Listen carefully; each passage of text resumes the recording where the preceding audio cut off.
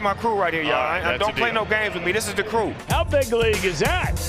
So is Max Browne and Trevor Scales. I'm Tom Brenneman. And it sounds like you're going to have another analyst with you up in the booth today if Snoop comes with us in the second and third quarter. I've never been here before. We got a long way ahead of us here, Max. Without a doubt. And today's a get-right game for the Hokies. I mean, Tom, you talk about a team that came into the season with tons of expectations, and rightfully so.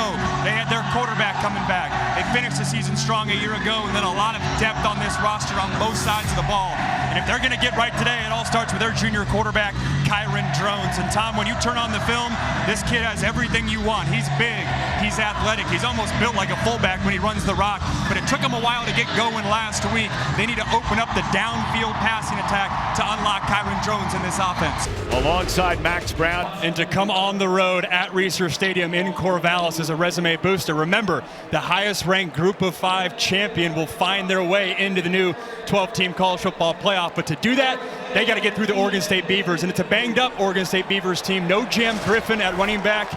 But they're going to lean on Anthony Hankerson, who he has the DNA of an Oregon State running back. When you talk about Steven Jackson, Jacquizz Rodgers, Damian Martinez, those were guys that could carry the rock 30 times a game. Hankerson has that in him, and they're certainly going to need him to have a big night. Meanwhile, for UNLV, I mean, they can run it, they can throw it, and they have been fun to watch. And they've called upon Haj Malik Williams. It's been well documented nationally. Matthew Sluka left the team. He was their starting quarterback over an NIL dispute.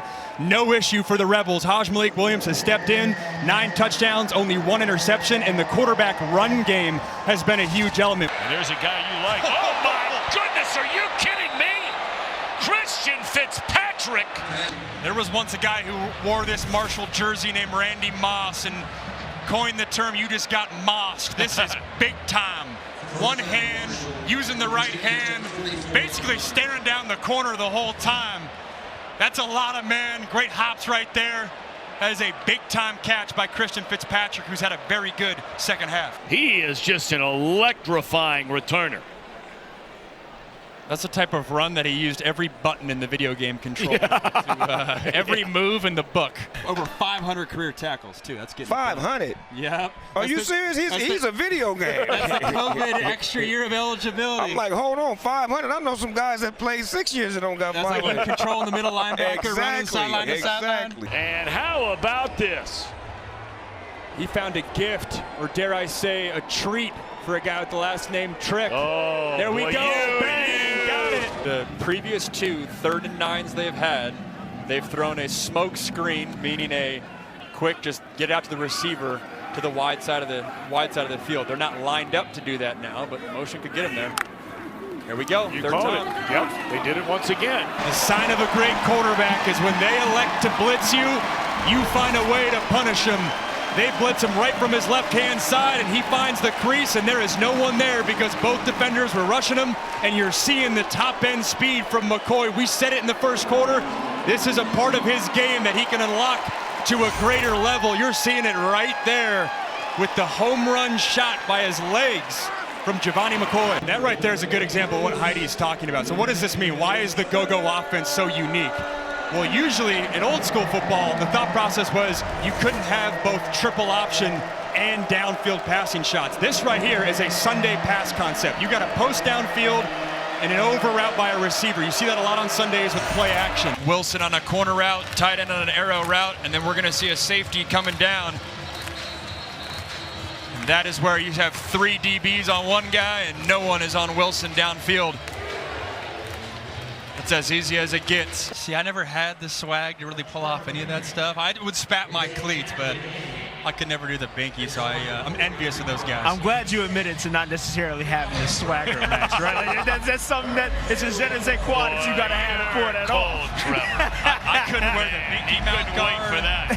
I couldn't wear the visor. I wore a visor in an all-star game one time, and I was like, man, I'm a pocket passer. I can't be doing this. Concepcion right here. He's going to be on a vertical shot down the field. His young quarterback misses him. His eyes go there right away, but he's got to trust the double move. When you have an elite playmaker like that, you're dialing up the curl and then go. And if UNLV is going to keep a light box here, there's enough time with 2 timeouts to run the ball. You like Anthony Hankerson.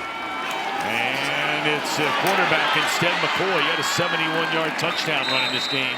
They're going to have to burn a timeout here, and they have 1 left. All right, what are you thinking here now? I like going back to Jermaine Terry. You know, at the tight end spot, down the middle of the field, it's been a lot of outside lane stuff. They're going to give you free access on the outside, meaning the corner sagged off. Take that all day. But it feels like with 1:10 left, they could do something over the middle.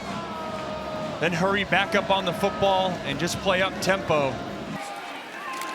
Good protection for McCoy, and he slings it to the guy you said he ought to be looking for, Terry. This UNLV secondary has been playing phenomenal coverage all day. It's a tough spot to be in one-on-one. Chavis on a big tight end, athletic tight end, 6'4", 245, and he's right in his hip pocket the entire way. Here comes the blitz. They pick it up.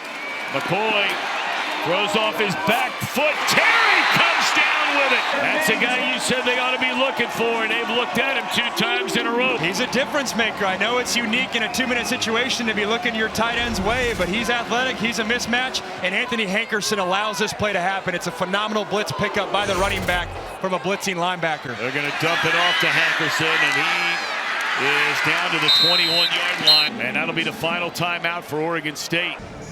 Bit of an interesting time to use that timeout. Had some momentum on your side. I guess you call that timeout to regroup, but now you have nothing. Something were to go wrong. Either way, they got to find more ways to dial up their tight end, Jermaine Terry. Got a second down, 4-man rush. McCoy hanging in there and finally run down and sacked. That's what I was saying before, too. When you take your last time out, the play before, when you had momentum on your side, now if a sack like this happens, you're all out of sorts. McCoy fires, caught by Terry. To the 6, the clock will temporarily stop. It's 3 seconds, they've got it set. They're going to put it in play. And this is a live play. Or is it? There's a flag on the far side, might have been a false start. And I think Giovanni McCoy might have thought in the back of his mind he might not have enough time to spike this football. The coaching point was 3 seconds was the cutoff. Anything below that, you cannot spike the football or it's risky. This is a live play here now. Here we go. And Terry fell down. No flag in the secondary. And UNLV comes out of here with a win. UNLV's defense finds a way. As we look at the all-22, look at the slot, look at Hankerson out of the backfield. No one's on Hankerson. No one picks him up. If his eyes go there, he's wide open for a touchdown. It's hard in quick game. You're taught as a quarterback, pick a side and stick with it.